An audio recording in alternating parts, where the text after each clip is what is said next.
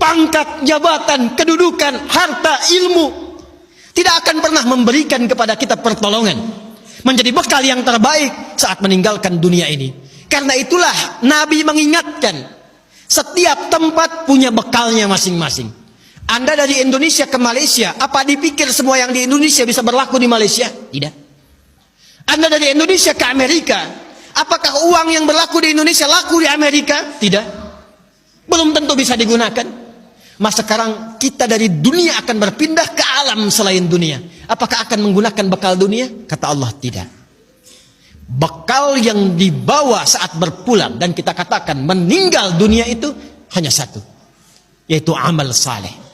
Di dalam Al-Quran tidak disebutkan amal saleh kecuali dengan kalimat zikrullah. Zikir. Zikir. Zikir. Zikir adalah nama lain dari amal saleh. Sekaligus secara bahasa juga pengingat. Seakan Allah ingin mengatakan, hei, ingat kamu akan wafat. Ingat kamu akan meninggal. Sekarang pangkatnya tinggi, hartanya banyak, ilmunya luas. Saat pulang ingat, saat meninggal dibawa tidak itu.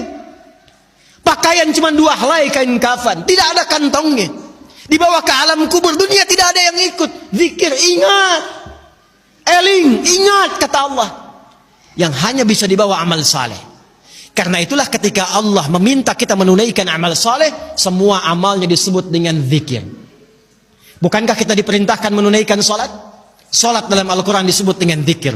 Quran surah ke-20 Taha di ayat ke-14. Innani anallahu la ilaha illa ana fa'budni wa aqimis salata li dzikri. Baca Quran, Quran disebut dengan zikir. Quran surah Al-Hijr di ayat yang ke-9.